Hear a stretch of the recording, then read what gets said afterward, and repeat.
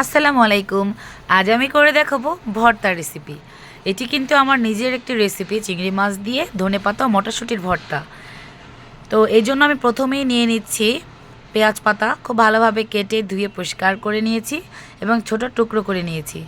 নিয়েছি মটরশুঁটি এবং 2-3 মিনিট কিন্তু আমি ভাপিয়ে নিয়েছি। এরপর নিয়ে নিচ্ছি আমি ধনেপাতা, খুব ভালোভাবে বেছে নিয়ে পরিষ্কার করে ধুয়ে ছোট টুকরো করে কেটে নিয়েছি। আর হ্যাঁ, এই ভর্তাটি কিন্তু আমার নিজের একটি ইউনিক রেসিপি। এরপর নিয়ে নিয়েছি পেঁয়াজ, রসুন, কাঁচামরিচ টুকরো করে কেটে।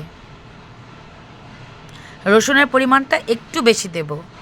আর আমি কোনো কিছুর পরিমাণ বলছি না, কারণ এটা যার যার পছন্দ মতো নেবেন, যেহেতু ভর্তা। তো কুচো চিংড়ি নিয়েছি আমি, আপনারা এটা মাঝারি বা বড় সাইজের চিংড়ি দিয়েও করতে পারেন। শুকনো মরিচ নিয়েছি 3টি, খুব বেশি ঝাল ছিল তো তাই 3টি নিয়েছি এবং গরম পানিতে একটু ভিজিয়ে রেখেছি। একটি প্যানে সব কিছু দিয়ে দিলাম, সব কিছু বলতে পেঁয়াজ, রসুন এবং কাঁচামরিচ ঢেলে দিলাম। একটু ভেজে নেব। একটু ভেজে নেওয়ার পর দিয়ে দিব সেই চিংড়ি মাছগুলো।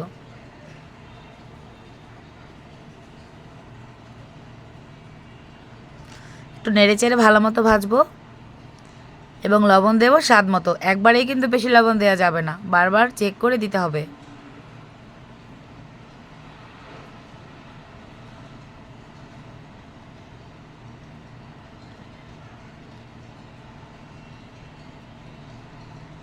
এই ভর্তাটি কিন্তু অনেক পুষ্টিগুণ সমৃদ্ধ একটি ভর্তা। মটরশুঁটিতে কিন্তু অনেক পুষ্টিগুণ রয়েছে, আপনারাও জানেন। এটা বাচ্চাদের জন্য খুবই উপকারী।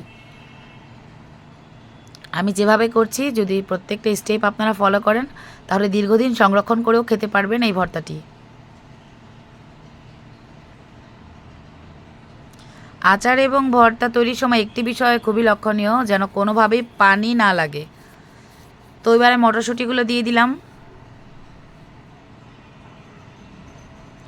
খেয়াল করে দেখবেন, আমি কিন্তু সব উপাদান একবারে দিচ্ছি না, আমি একে একে দিচ্ছি।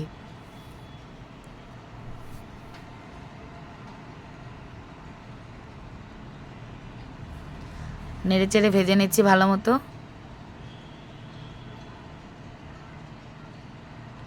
আর সরিষার তেলটা কিন্তু আপনারা একটু বেশি পরিমাণেই দেবেন, যেহেতু আমরা কোনো পানি ইউজ করব না। এবং সরিষার তেল কিন্তু কোনো ক্ষতিকারক তেল নয়, এটা শরীরের জন্য উপকারী এবং ভর্তা একটু বেশি তেল লাগে।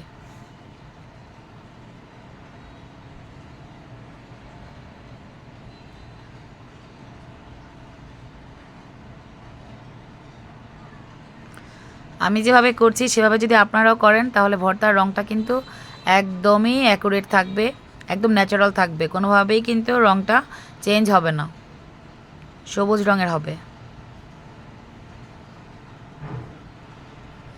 এবার আমি দিয়ে দিলাম সেই কেটে রেখেছিলাম পেঁয়াজ পাতাগুলো, তা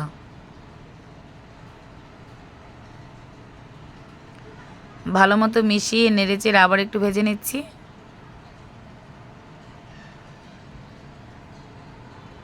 আচ্ছা, যারা আমার রেসিপিগুলো দেখেন,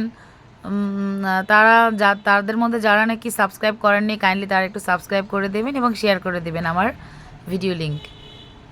তো আমি একটু চেখে দেখলাম, একটি মাছ দেখলাম লবণ একটু কম, তাই আমি আরেকটু লবণ অ্যাড করে দিলাম।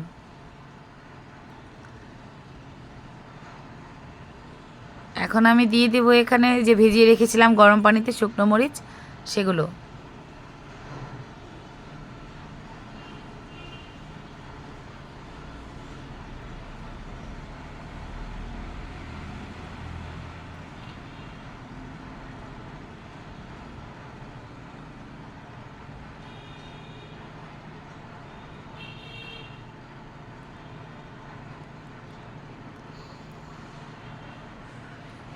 এই ভর্তাটা না আমার ছেলে এবং মেয়ে দুজনই খুবই পছন্দ করে এবং যারাই টেস্ট করেছে সবাই এর খুবই প্রশংসা করেছে।